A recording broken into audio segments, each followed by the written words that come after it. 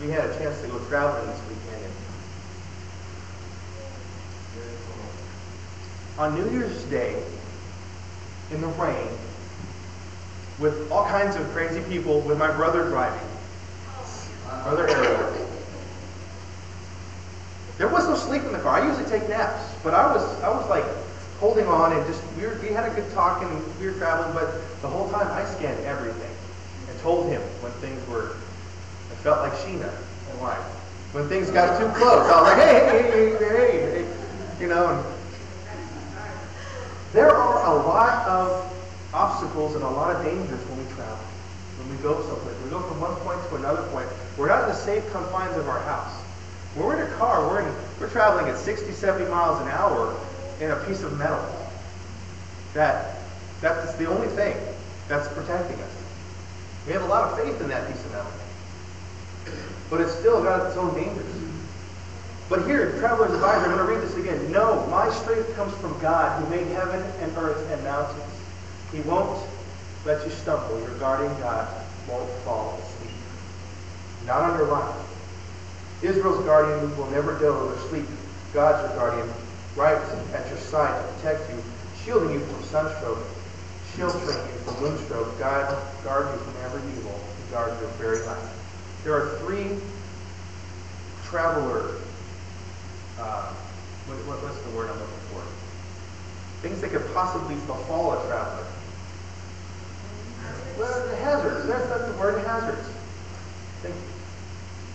They are warnings, but there are all hazards here. First, there's turning your foot on a stone, stumbling, falling down, hitting the ground. When I was a teenager, I used to like to strap my belt on my skateboard and go down the hill in Pacifica, which was like this. And it was a blast.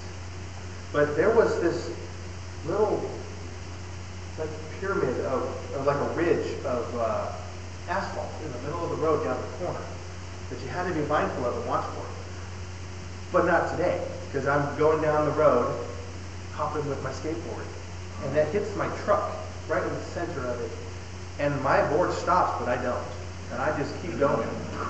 And so there's a moment of just weightlessness. And then I landed on both of my arms and just went down the hill like this. Just giant raspberries. I had a hat on real tight, so the actual visor of my hat was on the road, which kept my face from getting eaten off. But I was like, it's when I got up, it was just a mangled mess. Just nasty. I just remember that. But that is one of the things here. It's talking about that we can turn our foot on the stone, we can stumble, we can fall, we can scrape our elbows, we can scrape our knees. You know, that's a huge thing. As we're walking, we have to keep really alert to our surroundings. You guys ever notice that? When you're traveling from point to point, you can't be watching the television while driving. I would advise not to anyways. Even so much as the Garmin, you know, those GPSs get in the way. You got to keep your eyes on that truck who's just going to pull out. And it really could be, after 45 minutes, they say that your stress doubles when you're in the car. Because you've got to be so alert to your surroundings. It's a hazard. Number two, there's heat illness. So I'm just thinking about it, it's like if you're traveling through, in the desert, or if you're just working outside, you know, and you don't have covering, you're not keeping yourself properly hydrated, you could be hit with sun exhaustion, become dehydrated and sick. I've actually had that happen once, working in the trades, and I was very glad that somebody, my foreman, noticed it quickly, because we had an injury and illness prevention program. So they brought me right to a tent and brought me shade and had plenty of water, and so, you know, I soon recovered. But for a while there, I was ill in my stomach and a little disoriented.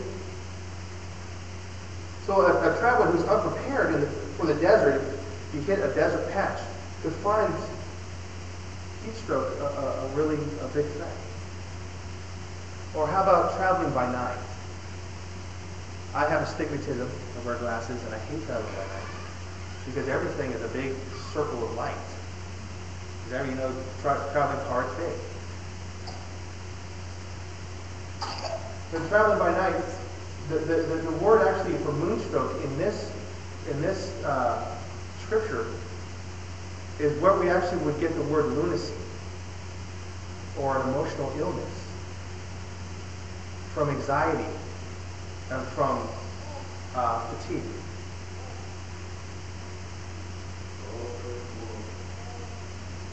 The traveler walking by night, afraid of the dark and the evil it could hide.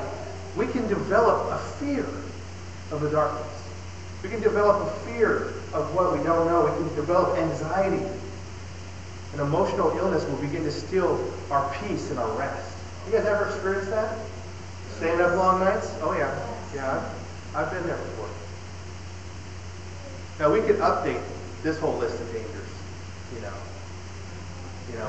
A bomb.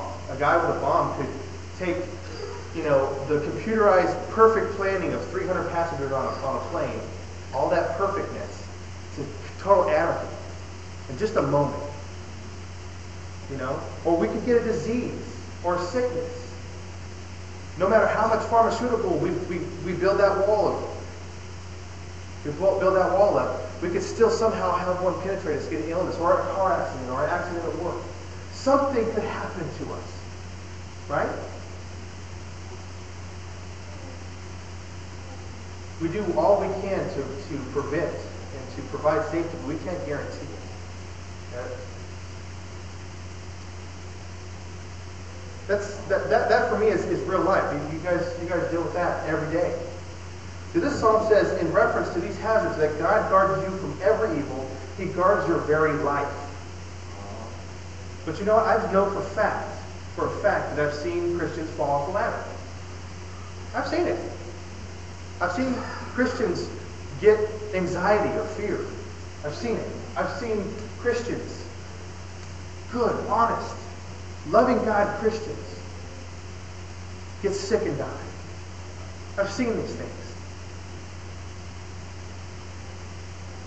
So the question that comes to my mind, and it might come to your mind, is, was I wrong to even think that those people were Christians?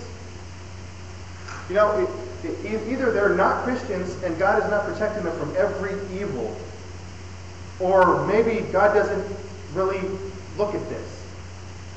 Maybe they are Christians, but maybe God doesn't do that. Maybe God doesn't protect them from every evil, like the psalm says. Challenging Scripture, challenging it. And you know what? I want to tell you what, it is okay to challenge Scripture. It is, yes.